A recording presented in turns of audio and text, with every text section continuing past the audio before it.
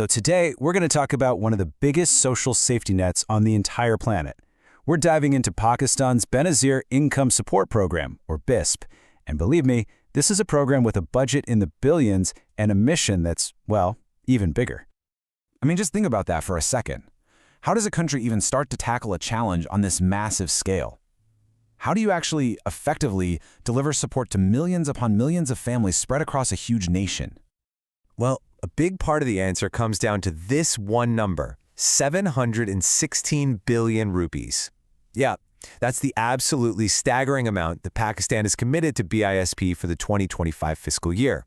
It's a colossal investment, and it just shows you how incredibly central this program is to the country's entire strategy. Okay, so to really understand what BISP is all about, we have to go back to the beginning. Let's look at the problem it was actually created to solve. So let's rewind the clock to 2008. Pakistan was basically in a perfect storm.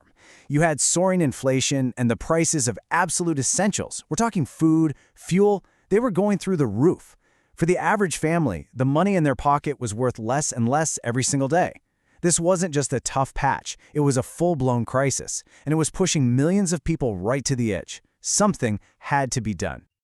So faced with this looming economic disaster, the government had to make a move. They had to roll out a response. And that response was BISP.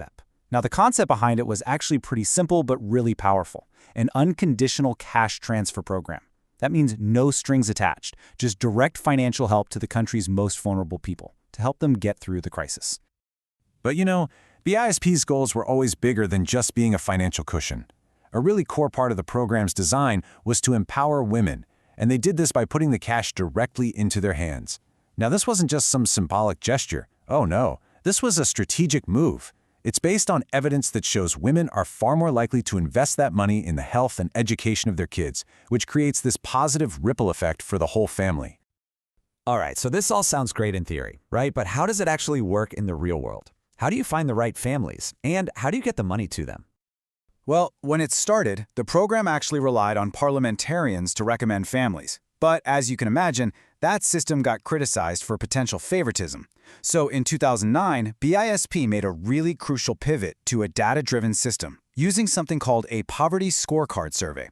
This is what's known as a proxy means test. See, trying to verify income directly is almost impossible for families who work in the informal economy. So instead, the survey looks at other things, proxies for wealth, like what a family's roof is made of, or if they have electricity. It's a much more objective way to figure out who needs the help the most.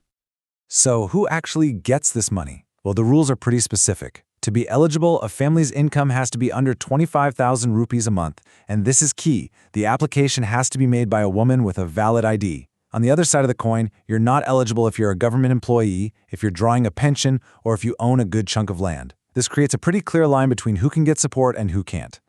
And getting the money to the right people is only half the battle. Families get these payments every 3 months, and BISP has really leaned into technology to make it happen. The introduction of things like the 8171 digital wallet, well, that's been a total game changer. It makes payments more secure, way more transparent, and just a lot easier to access for millions of women all across Pakistan. But here's the thing, BISP hasn't just been sitting still. Over the last decade and a half, it has grown and evolved in some really significant ways. I mean, just look at the budget growth. It tells a powerful story all by itself. It kicked off with 34 billion rupees back in 2008, and today, it's ballooned to that staggering 716 billion for 2025.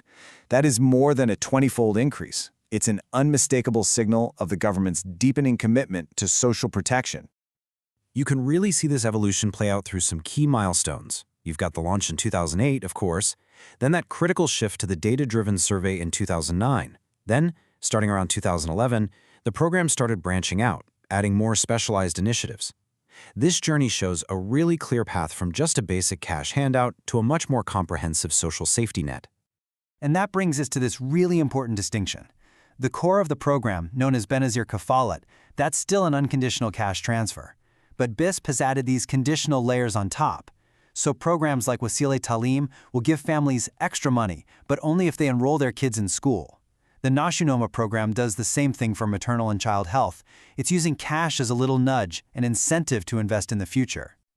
Now look, any program this massive is going to have its critics, and BISP has definitely faced its fair share of tough questions over the years. And the criticisms have come from a lot of different angles. Some people argue that the payment amount, while helpful, just isn't enough to truly pull a family out of poverty. But maybe the most damaging critiques have been these persistent allegations of political favoritism. The idea that aid was being used as a political tool and sent to areas that supported the ruling party. And that kind of thing really undermines the program's mission. And alongside all that, there were charges of corruption all along the delivery chain. And this issue of corruption, it isn't just some abstract concept.